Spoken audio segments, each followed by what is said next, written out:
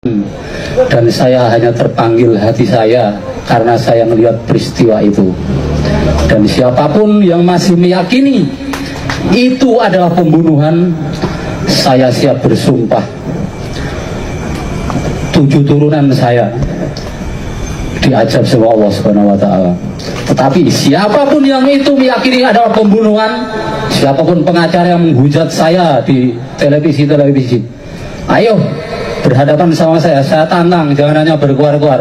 Kita pakai hukum Allah. Kenapa? Waktu itu saya pada tanggal, kalau tidak salah tanggal 5 bulan 7 itu saya, perlu saya ceritakan Pak? Boleh Pak.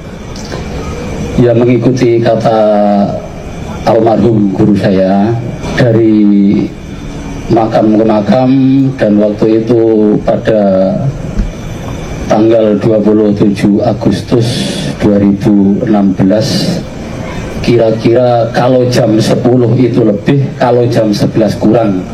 Karena seingat saya, kalau tidak salah waktu itu hari Sabtu itu adalah Sabtu Wage kalau nggak salah. Pada waktu itu saya sampai di sekitar jalan itu, setelah saya melewati Indomaret, saya jalan terus menelusuri jalan itu dengan melawan arah. Saya mau tujuan Praja Galuh karena saya dari Sekjatul Kafi, dan saya nyebrang lagi ke Sunan Derajat Gunung Jati Cirebon, Said Syarif Hidayatullah. Saya melanjutkan perjalanan itu, sampailah di situ melewati Indomaret. Ada, seingat saya itu Mas Peri, ada batang mangga. Itu saya sampai situ, waktunya agak gerimis-gerimis karena sorenya itu hujan. Saya diberi nasi sama orang naik motor. Ya alhamdulillah, mungkin itu kiriman dari Allah. Saya juga belum makan waktu itu. Dari situ saya jalan lagi sampai mau, masih jauh lah kelihatan tanjakan itu.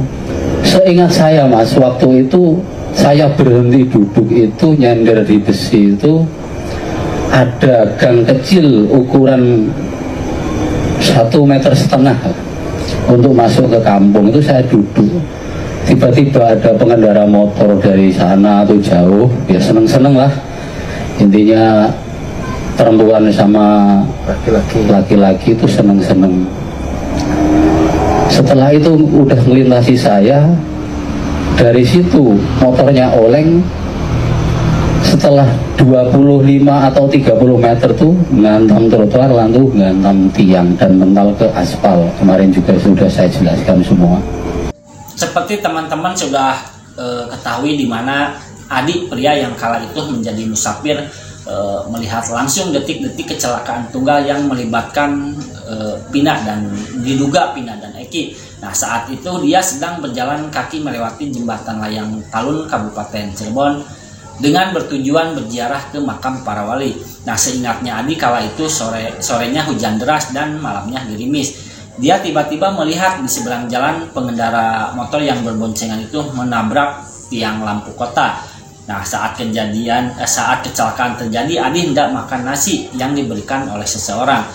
Pengendara motor yang merupakan laki-laki menabrak tiang lalu lintas, kemudian terpental ke aspal jalan. Nah, sementara yang perempuannya tergeletak usai terbentur trotoar. Sejumlah pengendara motor yang melintas kemudian mulai mengerumuni dua korban yang tergeletak itu, nah termasuk Adi juga. Nah, Adi meminta kepada salah satu pengendara motor untuk segera melaporkan peristiwa itu ke polsek terdekat. Nah, sekitar 15 menit kemudian polisi tiba ke lokasi.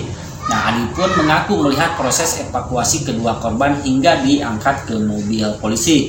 Adi akhirnya berani bersuara soal kesaksiannya ini lantaran kasus 8 tahun silam ini menghebohkan masyarakat, dan dia melihat berbagai informasi berseliweran soal kasus Pina di media sosial. Sebelumnya Adi tidak tahu bahwa kasus kecelakaan yang dilihatnya itu berujung kepada dijebloskannya 8 orang, dan dia heran peristiwa kecelakaan yang dilihatnya berubah menjadi kasus pembunuhan. Adi pun berniat untuk menceritakan soal kesaksiannya itu ke Deddy Mulyadi, dan dia juga bersedia saat diminta Deddy Mulyadi untuk melakukan rekonstruksi bersamanya. Nah, selain itu Adi siap bersaksi di pengadilan, dan Adi kemudian menyinggung nama saksi, yaitu yang dikenal dengan Duta Pembalut, yang mengatakan bahwa celana Pina sempat melorot di lokasi kejadian. Dan Adi meminta kepada masyarakat yang melihat kejadian kecelakaan itu untuk ikut bersuara. Mudah-mudahan saja dengan keterangan Mas Adi ini, kasus ini bisa jadi terang benderang dan ada keadilan seadil-adilnya. Baik, saya Om NO, itulah informasi hari ini. Wassalamualaikum warahmatullahi wabarakatuh.